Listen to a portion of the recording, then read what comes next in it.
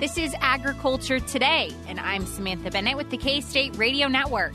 We begin this Thursday's program with Gregg Ibendahl, K-State Farm Management Specialist, sharing a look at the 2022 expected net income for producers. Also ahead, K-State Projects Coordinator with the Department of Biological and Agricultural Engineering, Tawnie Larson, is hoping to save lives with rollover protective structures, otherwise known as ROPS, in Kansas. But legislators need to hear from Kansans to make this program possible. We end with K-State horticulturalist Ward Upham. He discusses the process for testing old seed to determine its viability. Under the right conditions, seed will normally remain viable for about 3 years. And to be ready for the next growing season, he recommends finalizing seed selections now and placing your order in early 2023. That and more is coming up ahead on Agriculture Today.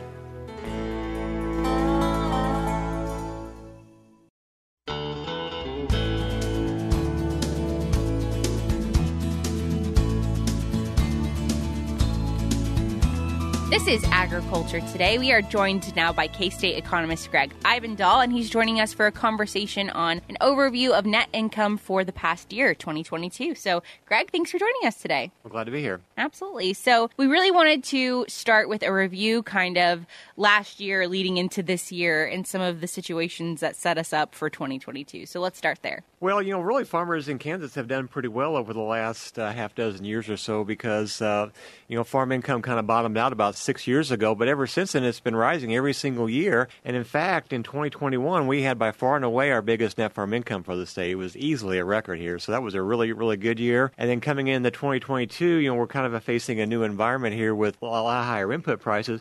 But I was still predicting that 2022's net farm income is still going to be pretty good. It's going to be certainly way down from what it was in 2021. But from a historical perspective, I think it's still going to be pretty high, which is good for producers. The only red flag on the horizon is I don't think net farm income is looking too good going into 2023.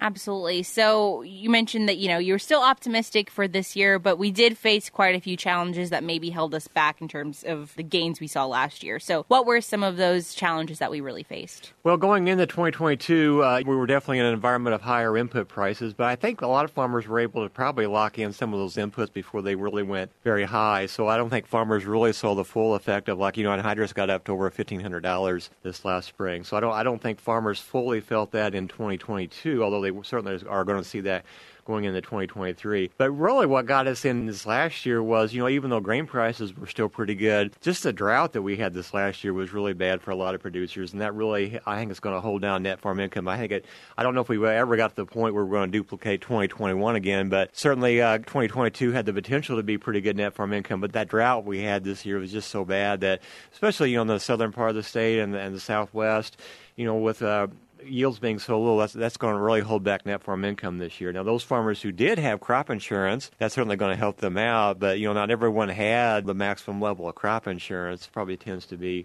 if you give it the revenue protection, you're probably more in the, 70 to 75% range.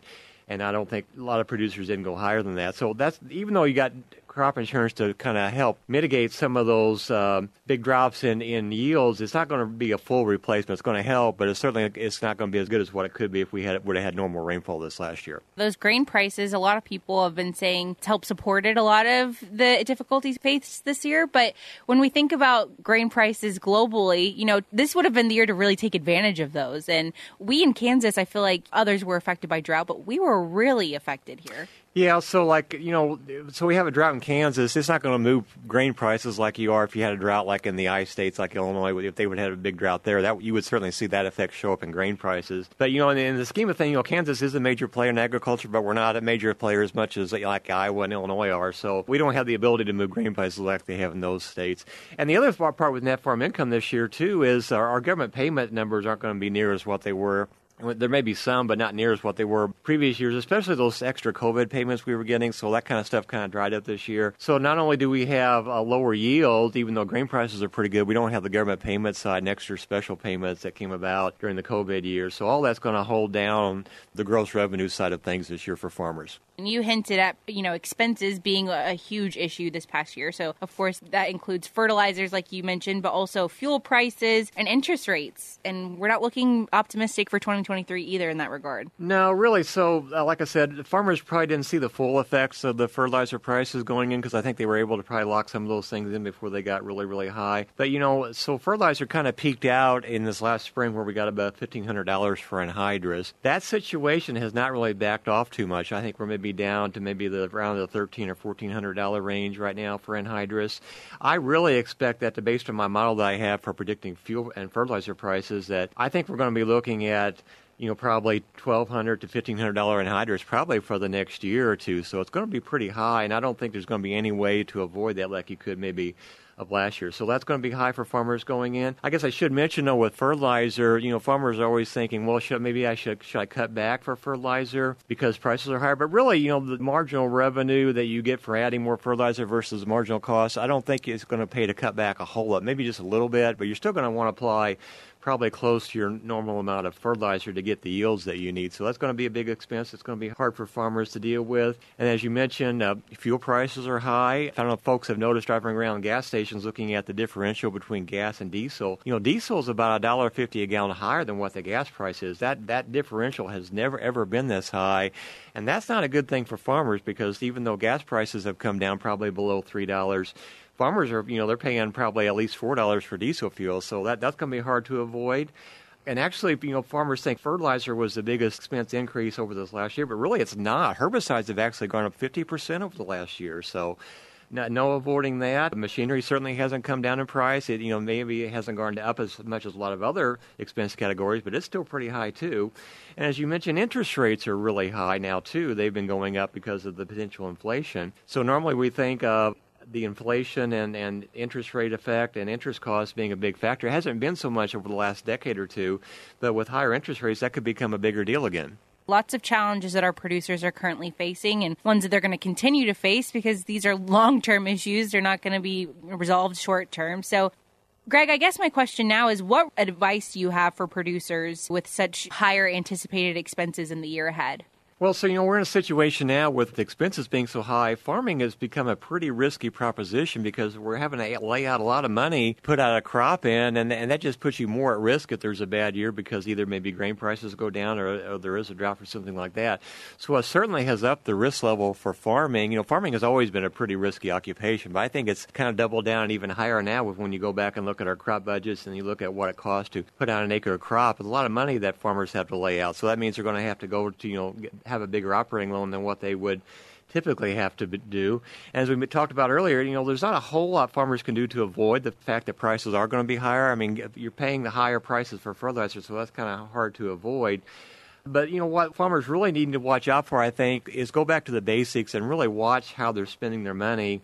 And really maybe especially watch those debt levels, because if we are going to be looking at a period where interest rates are going to be higher than what they have been over the last couple of years, this is certainly not the time to take on a lot of extra debt, like maybe going out and buying a lot of new land and having a bunch of interest you're having to pay for. So, back in the 80s when the first farm crisis went through, and that's what really got us in trouble at that point, because farmers did have so much debt that interest expense became pretty high, and it wasn't unusual at that point for farmers to pay 10% of their gross dollars going in for interest expense. Well, we've gotten that back down now thanks to lower interest rates, for really farmers are probably paying less than half that for interest costs. So that's something to keep an eye on, that if interest rates do go up, we don't want to be in a situation where every dime out of every dollar goes to interest expense. We want to avoid that. So watch your debt levels. That would be the first thing I would recommend.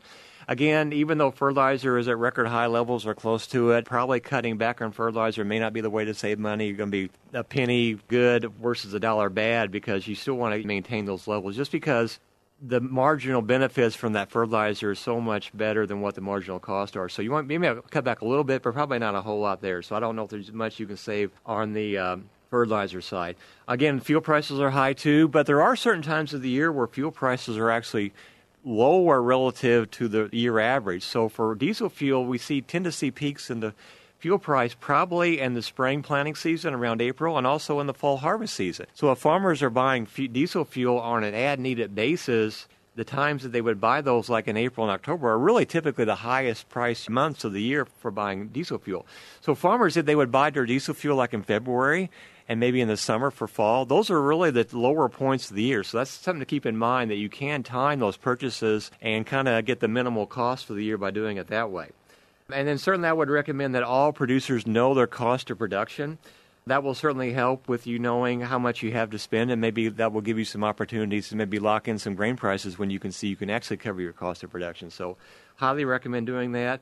And then something I would recommend producers do all the time is watch your family living. Now, farmers are not different than anybody else in the world as far as spending. So if you see your net farm income go up, it's not unusual for farm families to raise their family living because they have extra money around. And certainly with record net farm income in 2021, I think a lot of farm families probably took advantage of that and maybe upped their family living. Well, if we're looking at a period now where we may have some lower potential net farm income with higher expenses, now's the time you're really going to have to watch what you're doing with your family living. Don't go hog wild and spend like you did back in 2021. Really kind of watch what you're spending that way just so you don't get those debt levels up. And that means watching credit card uses. Credit cards have been the bane of a lot of not only farm families but families in general because you get a whole lot of debt. Those interest rates are a lot higher there. So keep money off the credit card as much as you can. Some great tips going into this new year with plenty of challenges that will be faced by producers. And of course, our producers are very resilient individuals, but just some great reminders for them to be a bit more strategic going into this new year. Yeah, certainly look for opportunities to lock in. If you can lock in a profit for an acre of ground, if you see grain prices where they can cover your cost of production, look at those opportunities. Don't be afraid to do that. We don't know what next year is going to do for drought, so certainly having adequate levels of crop insurance is going to be good too. So anything you can do to minimize the potential risk and downfall is going to be good for producers. Gregg, thank you so much for all the insight you provided today. We really do appreciate these year-end wrap-ups. It provides so much insight for producers tuning in. And for me, as I interview you, I learned a lot today. So I really do appreciate it. Well, thanks a lot for being here. Absolutely. Once again, that was K-State economist Gregg Ibendahl speaking towards net income for 2022. We'll be back with more ahead on Agriculture Today.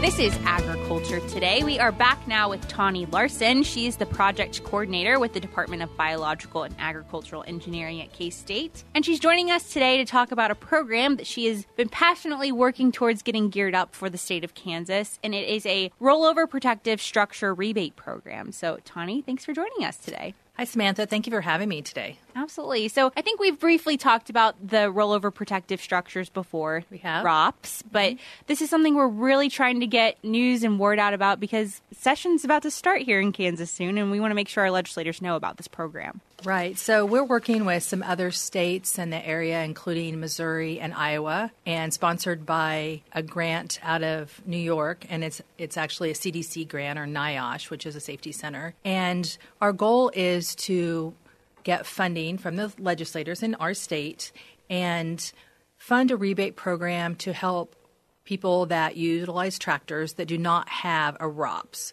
which is a roll bar. We call it protective structure. Everybody calls it a little something different.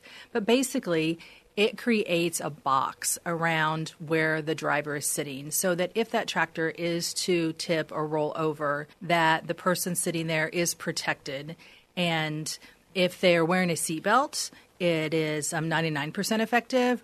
And I know sometimes people don't like to wear seatbelts when they're on a tractor, but it's still 80% effective if they don't have a seatbelt on. And so that is to protect someone from serious injury, which could lead to disabilities or problems throughout their life or even death. And we're trying to reduce the number of deaths and injuries within agriculture. We all know that it can be a dangerous field. And so as much as we can do to protect the people that grow our food and they're parts of our small communities. The farmers and ranchers are really the lifeblood of Kansas. And so we want to protect them. And by going to the legislators, it makes sense because this rebate program would be able to bring down the price of a roll bar structure from about $1,200 to $500. And so oftentimes when I talk to farmers and I tell them, like, okay, would you go spend $1,200 on a roll bar for a tractor that you've never had a problem with? There's like, well, heck no, I wouldn't go do that. But if we say, can we bring it down to $500? Is it something that you would go do to protect yourself and your family. Unfortunately, it's the older tractors that a lot of people use to mow ditches and go mow around the pond, and sometimes they put their kids on them to go out. So if we can get a roll bar on those for $500, then it makes a lot of sense.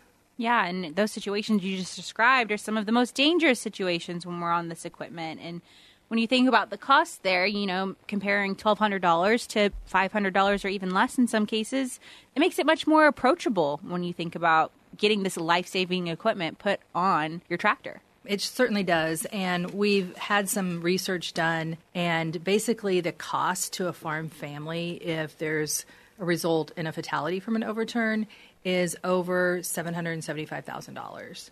And that doesn't include, of course, the loss of life and the emotional issues that go along with losing someone that is the lead producer a lot of times. So for a cost of like $500, you can call it insurance if you want, but it really is an important piece of equipment that would be on that tractor for the rest of the time that the tractor is being used. It's not something you have to replace unless you have a rollover, and then it does need to be replaced. But it would be something that could really make a difference someday.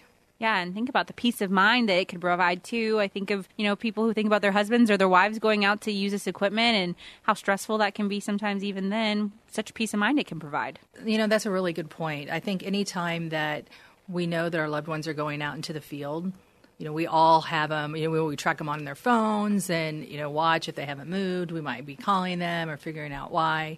But if we just have a piece of equipment on a tractor like that, then that can just make everybody feel a lot better when they're out working in the field. Absolutely. And you mentioned the number of people that this could potentially impact. There's approximately 30,000 farms in Kansas alone that are operating without this equipment. So thinking about if we could protect 30,000 different businesses and people that operate them every single day, what an impact this could have. We get this number from statistics and research that shows that about only half of the farms in Kansas have roll bars. And so I think it's really important that at least one tractor on every farm has a roll bar. And that's really the goal of our program. It's not that, if you have 5 old tractors, we need to outfit all 5 of them. But just think about if you're using that tractor that doesn't have a roll bar, don't take it out on the road, because a lot of accidents with tractors happen on the roadways. So you need to be able to protect yourself. And if you have a roll bar, then you're protected more. Take a different tractor. Giving some producers some different options there in the future, hopefully. And this is all dependent on whether or not this funding is achieved. And that's really why we wanted to share this across the air today, is to get people interested in joining this program, hopefully when it's actually funded and up and going, but also get out there and talk to your legislators, right? Absolutely. And that's something that we have been doing as well.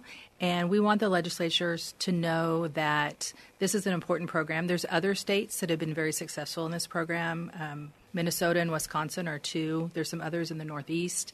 But we're modeling it very closely to what Minnesota and Wisconsin are doing. And the main idea is that it will be very simple for the farmer if he chooses to do this program. There's an online sign up, or they can call in, they get on a waiting list, and then we will help them through our database and our resources to pick the proper ROPS device for their equipment. And then all they need to do, they get approval, they go out and they have it installed, send us back the information, and we are able to write them a check and get that back out to them so that they're not out $1,200, they're out possibly $500 or less if we can get it down. We've also discussed adding a sunshade as an option to the ROPS, and this will depend on the legislators, too, of what they want to include in the program. But we feel strongly about this as well, to protect people from the sun, skin cancer, and just being out in the elements would make a big difference if they can put some type of sunshade on the tractor as well. Absolutely. We've talked about, the importance of skin health on the show before in the past. So definitely something that would be beneficial in this situation. Absolutely. But if producers or, listeners are tuning in and they're thinking, this is something that I think I want to get involved with, what is a good first step for them? Is it reaching out to you, Tawnie? Is it reaching out to their legislator through email? What might be a good option? So probably at this time, someone could reach out to me through email. And there is a lot of information available on rollovers, and it is located on the national program website. It is rops4u.org, and the 4 is the number 4, and the U is the letter U. I think it will also pop up pretty quick if you just want to Google ROPS rebate program. And there's information there. You can click on the state of Kansas, get on the waiting list, and you're not obligated if it comes up, but at least we'll be able to make contact with you and see if that's something that you're still interested in. And we do have other information available. They could email or contact me at tawnie@ksu.edu. Absolutely. Well, we'll link to that in the show notes of today's program for sure. That website and then Tawnie's email as well will be in the show notes, which can be found on agtoday.net. But once again, I will personally say get out there and talk to your legislators because that's what they're there for, to meet our community's needs. And if this is something that listeners tuning in are interested in and they think is something that they could benefit from, I mean, it's life-saving equipment here, folks. Get out and talk to your legislators. That's their job. Absolutely. Let's protect our farmers. Absolutely. Yeah. Your protection and your safety is of the utmost importance for everyone in the state of Kansas. So this is a program that I personally will advocate for as well. Thank you. Absolutely. Once again, that was Tawnie Larson. She is the project coordinator with the Department of Biological and Agricultural Engineering here at K-State, sharing information on the Kansas ROPS rebate program that we're hoping to get started here soon. Before we cut to a short break, the time is now to register for the 2023 calving schools. They begin in January, and you're not going to want to miss out on this amazing opportunity to learn from some of our KSRE Extension staff about tools and processes in order to have the best calving season possible. Those meetings are scheduled to begin Tuesday, January 3rd in Greensburg, Kansas. The next one will be held Tuesday, January 10th in Ellsworth, followed by Thursday, January 12th in Fredonia, Kansas, and then Thursday, January 19th in Mankato, Kansas. Once again, you're not going to want to miss out on this opportunity to learn from familiar voices such as AJ Tarpoff, our K-State beef veterinarian. For more information, be sure to check out the ksubeef.org website to RSVP and find more information about this event. Another KSRE program, which is quickly approaching, are the 2023 Kansas Corn Schools. Those will begin January 12th in Oakley, Kansas, continuing on January 13th in Salina, January 19th in Mayetta, and January 20th in Parsons. This program will also have an online virtual component this year, which will occur February 2nd. If you're interested in learning more about this event, you can feel free to check it out and learn more at kscorn.com/cornschools. Again, that is kscorn.com/corn schools. You can expect to hear from some familiar faces and voices at these events. Ignacio Ciampiti, our Farming Systems Extension Specialist here at K-State, will also be in attendance. So be sure to check out this event if you're interested in preparing for the 2023 corn season. We'll be back with more ahead on Agriculture Today.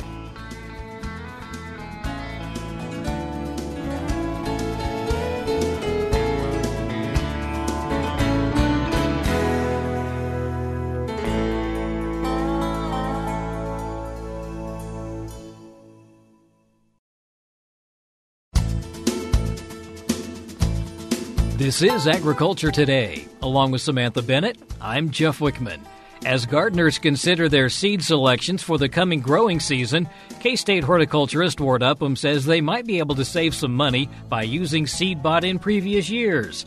However, he says that seed must still be viable. Ward, I would imagine that the garden seed catalogs have probably already arrived in people's mailboxes and they're starting to kind of look through those, and it's a good time to do that, actually. Actually, we've received several of the garden catalogs already. There's going to be more coming, of course, but it's surprising. Seems like they come earlier every year. And I guess the thing we're thinking about now is how much seed do I maybe have from the previous growing season? That's right. Some people don't realize you can keep seed from one year to the next. And for most of our garden seeds, they'll last about 3 years if a storage situation is cool, dark, dry, and, you can have enough area that you can store them that way. So that's really the key, though, is making sure that they have been stored properly? That's it. And there are some exceptions to that rule. For example, members of the carrot family, such as carrots, parsnips, and parsley, they're usually only good for 1 to 2 years, and so you have to watch them a little bit closer. So in terms of viability, is there any difference? Yeah, there's some difference. And so if you're unsure of the viability, for example, if it's getting where you consider it may be too old, you can actually do a test to see what your germination percentage is. And relatively simple. Just put a paper towel that's been moistened and put 10 seeds on it, and then cover it with another moist paper towel. And then put that in a plastic bag. Just leave it cracked open so it can get a little bit of air movement. and then put it in a warm place. A lot of people just put it on top of the fridge. So no soil needed for this. This is just simply a wet paper towel. That's it. All you're doing is seeing if that seed will germinate. So once you set it up there, leave it for a week, and then take out any germinated seed to keep track of how many did actually sprout. And then leave it for another week, do the same thing, and then that will give you the percent germination. So once you have that, you can decide whether it's able to keep or whether it's better just to replace that seed. If it's a little bit low, you can just sow a little bit more heavily, and that'll take care of the problem. So if you're starting with 10, how many do you need for it to be viable? I would like to have 80%, but you can go a little bit lower than that and just seed a little bit heavier, and that'll take care of it. So this is a fairly easy process and doesn't take a lot of time. It doesn't, and so that's an easy way. You're assuming you have enough seed to make it worthwhile. But if you've ordered a lot of seed and then you just want to check germination, that's one of the ways you can do it. There are other things you can do as well, though. If you look at packets, a lot of them nowadays, there may be 20 seeds per packet. And so if you have friends or neighbors or a garden club, you can actually put together a larger order and then split it once you get the seed in. And that will reduce the price per seed by quite a bit. I guess the other thing is making sure that you're getting those seeds ordered early. That's right. You want to make sure that they haven't run out of the varieties that you want.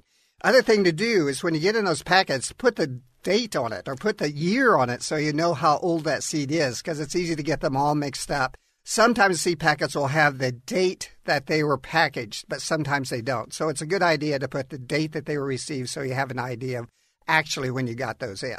How early do you suggest people order then? I would order as soon as you can. And so it depends on when those catalogs come in or whether you're able to order online earlier. I usually order in probably the first half of January is when I get mine done. And if somebody is wanting to try something new, can they do some research and find out whether or not that's really going to work in Kansas? Yeah, we have suggested varieties, but also talk to neighbors and talk to garden center personnel. They'll usually have a good idea of what has worked for them. And so that's a good way to start, but don't be afraid to try some new things that have caught your eye.